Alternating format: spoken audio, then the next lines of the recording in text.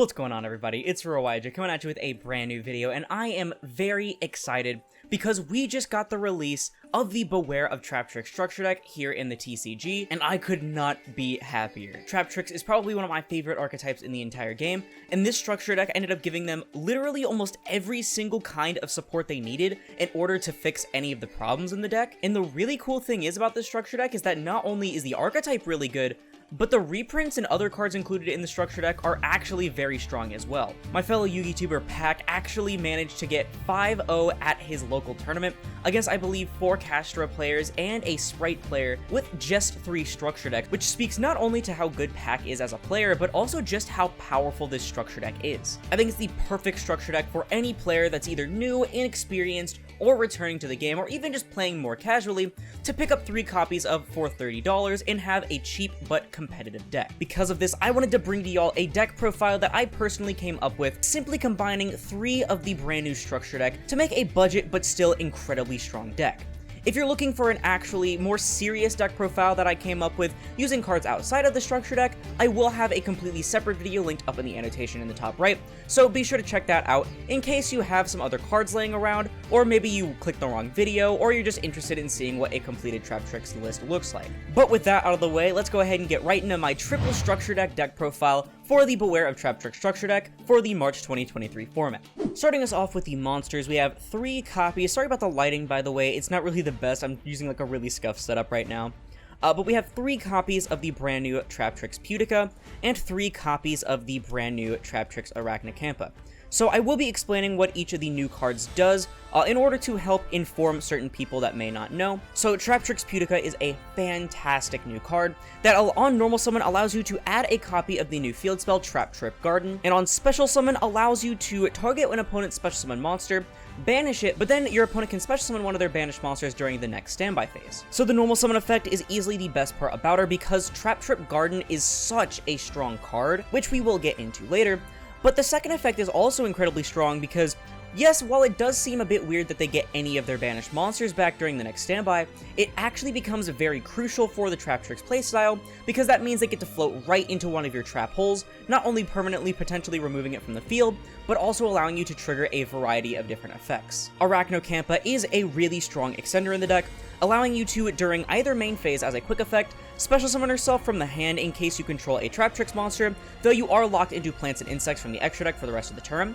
And also, all of your back row cannot be destroyed by a card effect once per turn. So again, Arachnocampa functions as an amazing extender for the deck, not only being a free level 4 body in order to access your rank 4 plays such as the brand new Traptrix Pinguicula, or one of the classic monsters such as Rafflesia or Allomeris, but it's also an activated effect, meaning that it'll trigger the effect of your Traptrix Serra after it resolves, which can be incredibly powerful for setting up your plays with new cards like Traptrix Holtea. Also, the back row protection is really strong because this deck always suffered by having its back row blown out, and while it isn't necessarily a super trap-focused deck anymore, it is great to protect that little bit of back row that you may have in order to have plays in case they out your monsters.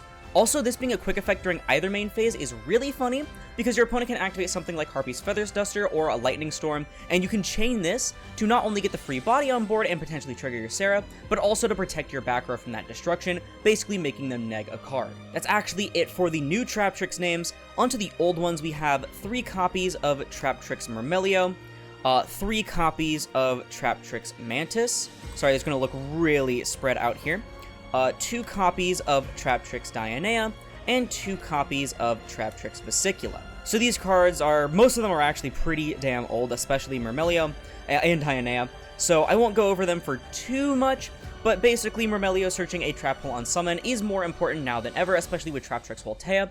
And then also, being able to be a non-once per turn pop on special summon for any back row is really good against a matchup like Labyrinth, which you already have a pretty decent matchup right now against Labyrinth because all of your monsters in the extra deck are unaffected by traps, but they do have cards like Waybridge and then the Dharma Cannon that could end up being a bit of an issue for you because it affects the player and not the actual monsters. Also, you just don't want them to advance their plays, really. Mantis searching for any monster on summon has easily made her probably the best normal summon, tied with Myrmelio now, because Myrmelio used to be the best first normal summon, and then it went Mantis, and now it's Myrmelio again, but also Mantis is still really good. Basically, with the amount of extension that you have now, either is really nice to open. Dianea is a fantastic extender, as well as follow-up card for your recursion, because being able to special any of your Traptrix from your grave is so good, because it can trigger so many different effects, from Myrmelio's Pop, Putica's Banish, another copy of Dianea being able to set a trap hole from your graveyard. Absolutely fantastic. And then Vesiculo serves as yet another great extender for the deck. By sacrificing one of the trap cards that you may not need at that moment, you can get a free level 4 body on board without locking yourself like Arachnicampa does, which can help you go into some really nice Link or Xyz plays. To round up the monsters, we have 3 copies of the brand new reprinted Ash Blossom and Joyous Spring. Oh, it's so nice to see Ash start getting the Effect Veiler treatment in structure decks where it's just reprinted all the time as a common. It makes it so much more affordable and easier to access, especially in a format like now where Ash is just such a strong hand trap.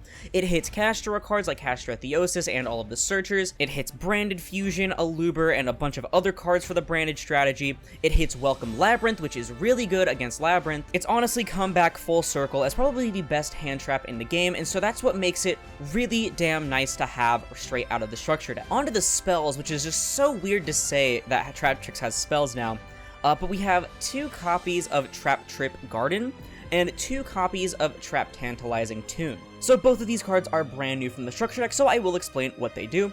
Traptrix Garden, which has a pretty silly name, not gonna lie, I might just end up calling it Traptrix Garden to be easier, is the brand new field spell that you can search off of Putica that says during your main phase you get an additional Traptrix normal summon in addition to your regular normal summon. The first time each of your plant or insect monsters would be destroyed by battle, they are not destroyed, and you can banish a monster from your field for cost in order to non-target special summon a Traptrix monster from your hand or graveyard. This card is huge for the deck by not only allowing you to get extra normal summon plays in a deck that already has a bunch of normal summons. Now you have Putica, Myrmelio, Mantis, and Dianea that all trigger their effects on normal summon, or at least some effect on normal summon. But the battle protection is also amazing because Sarah being beat over in the battle phase was usually one of the easiest ways to stop Traptrix from playing. And then finally, the third effect is huge for triggering free special summon effects, again such as Putica, Dianea, Myrmelio, etc. But it's also amazing for recursion because you can just easily normal summon something like Ash Blossom, banish it off the Traptrix Garden, and then special summon something back from your grave in order to get your plays going again.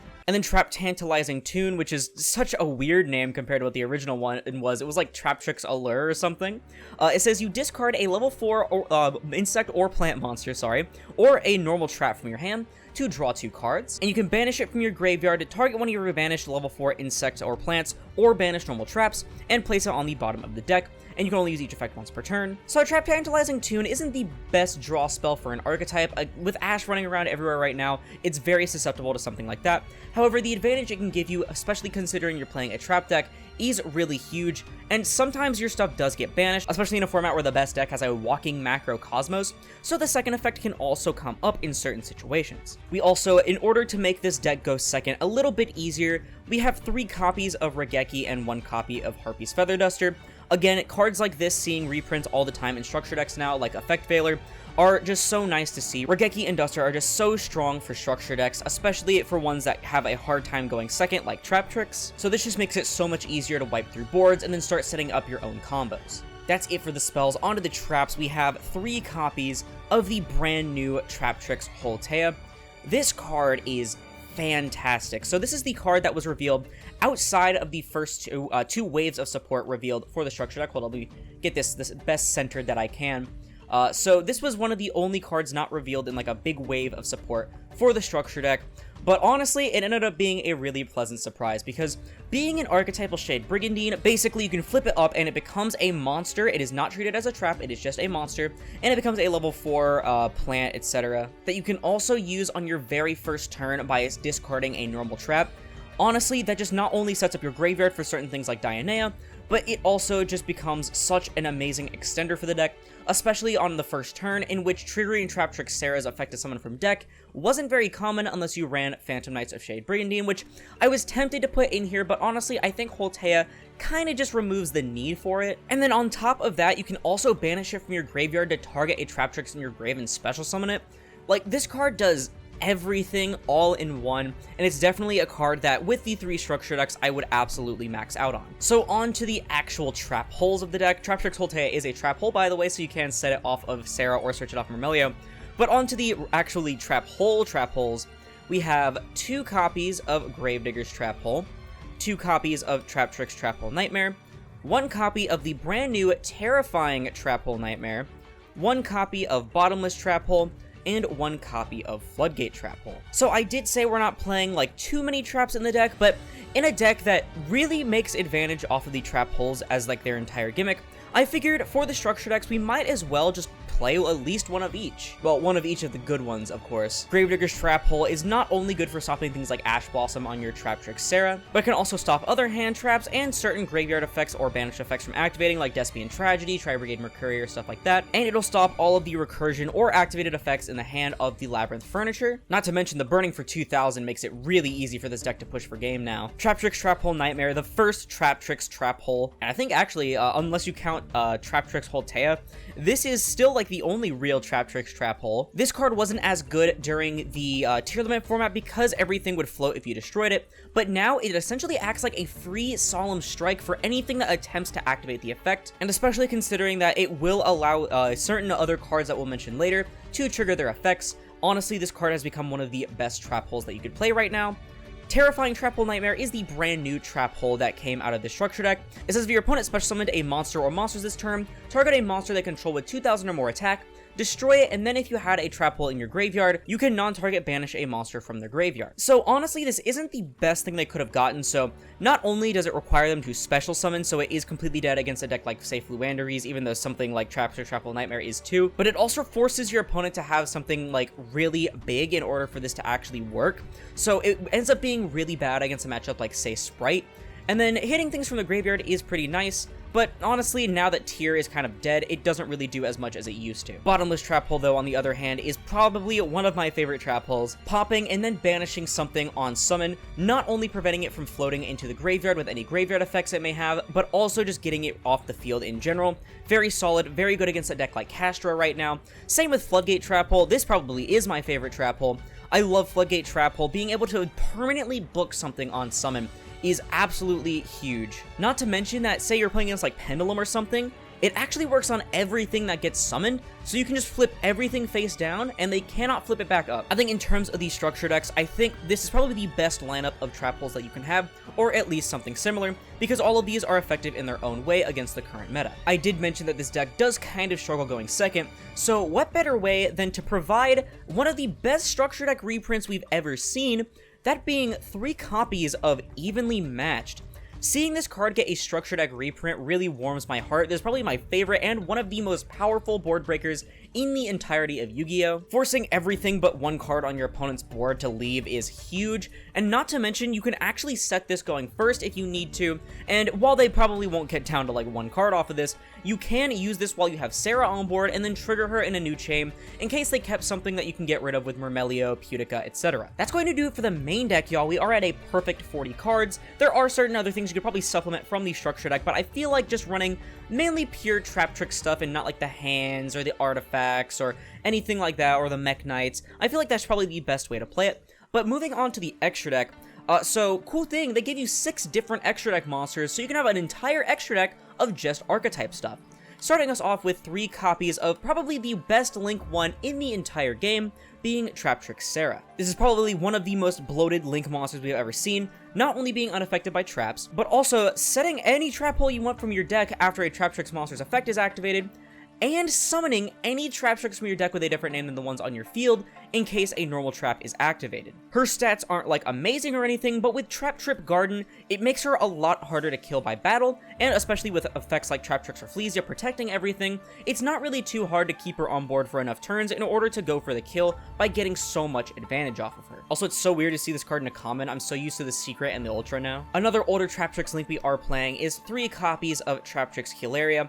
So Kilaria is a card that I don't really find to be amazing, but she is a nice, generic, decently sized Link 2 in order to go into, and her effects have only gotten better over the years, allowing you to reset really strong trap holes like Traptrix Trap Hole Nightmare, Gravedigger's Trap Hole, and Bottomless Trap Hole for a deck like Castra can end up being the make or break of the game. And now, other than just Myrmelio and Dionea, you have another good target to summon during your end phase with her effect, that being Traptrix Putica, to get a quick spot removal off the board, and then hit something with a Trap Hole on the next turn should you still have a Sarah. The last Link monster we're playing is 2 copies of the brand new Traptrix Atypus. This card is amazing. So essentially, it gives the deck their own access code in Archetype. It's a Link 3 that requires 2 or more monsters, including a plant or insect, meaning that you can use something like Ash Blossom, artifacts, hands, things like that. She's unaffected by traps like all of the extra deck monsters. She gives all of your Traptrix monsters 1,000 attack while you have any normal trap in your graveyard, which is absolutely massive, just like your Traptrix monsters are going to be after this effect hits. But you can also target face-up cards your opponent controls up to the number of insects and plants you control, negate their effects, and then you can banish a normal trap from grave on resolution to non-target destroy one of them. So keep in mind, this doesn't just affect monsters, but also troublesome face-up back row. I don't know exactly something like what, maybe, I don't know, Messenger of Peace or something like that. But it ends up being really nice, not only with the stats, but also that effect negation and removal, to get some boards clear for this deck, which otherwise struggled with it. The amount of times that in testing Atypus has helped me go for game has been amazing, and I am so glad that they finally gave us a card that makes it easier to push for the OTK. On to the Xyz monsters, we have 3 copies of the brand new Traptrix Pinguicula. This card is amazing. So she's 2500 attack, which is the highest attack stat on any of the Traptrix monsters, which only goes even higher if you have an Atypus on board.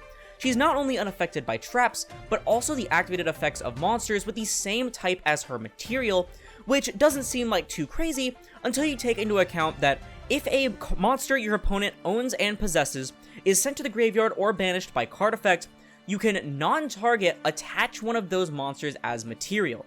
So this was amazing already, especially during tier format, because you could hit something like one of their tier names that they send. Not only is she now unaffected by Aquas, but also they don't get to fusion summon, but she's also just good in general, especially against a deck like Castra, who likes to banish their own stuff.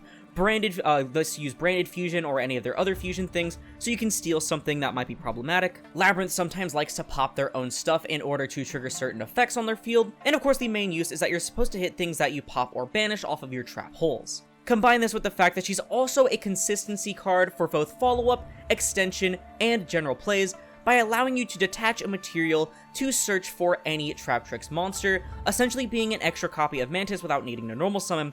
And honestly, she's probably one of the best boss monsters I've ever seen designed for an archetype, and definitely something that the deck deserves. Finally, to wrap up the Xyz monsters, we have 2 copies of the OG Traptrix boss monster, Traptrix Rafflesia, and 2 copies of their secondary boss monster at the time, Traptrix Allomeris. Rafflesia's protection ends up being one of the best things about her now, but she's also really good to go into before you hit 5 summons or on your 5th summon, because she can actually dump Gravedigger's Trap Hole to protect from Nibiru and bring your opponent for a cheeky 2000, and playing 2 is really good as well because we are playing so many differently named trap holes in the deck that it's going to be very hard for you to run out of resources for your Rafflesias to use. Allomeris isn't the best boss monster for the deck. In fact, she's really just there to kind of extend into like a Putica effect or an extra Myrmelio pop or something like that, because then she'll probably just be linked off anyway, but she is still a pretty nice 2200 body for the deck, and maybe the secondary effect to special summon stuff to your field can come up if you have a bunch of trap holes. Well everybody, that is going to have to do it for my triple Traptrix structure deck profile. I hope you all did enjoy. I haven't really done too many of these kinds of deck profiles. I think I only did one for the Albaz Strike structure deck, but Traptrix is a deck that I'm just so passionate about, and I genuinely feel like that not only is Traptrix in general going to be a really strong deck, but the structure deck on its own can be enough to snag games from even some of the best decks. Again, if you want to see a more serious deck profile in which I use external cards from the structure deck and give my actual thoughts on the archetype as a whole in this format, then please check out the other video that I will link in the annotation in the top right. But until then, that's going to do it for the video. If you liked it, please be sure to leave a like, as I'll split this video and the channel into 2 recommended. And if you like this content and you want to see more like it, I'm trying to do some more deck profiles like this when a new structure deck comes out, then perhaps consider subscribing, because we're on our way to 5,000 subscribers by the end of 2023. We just hit 3,000, which was amazing. Thank you all so much for your support. Not to mention, it supports the channel more than anything else, and it's absolutely free. Once again, thank you all so much for watching, and I'll see you in the next one. This is Aurora, signing off.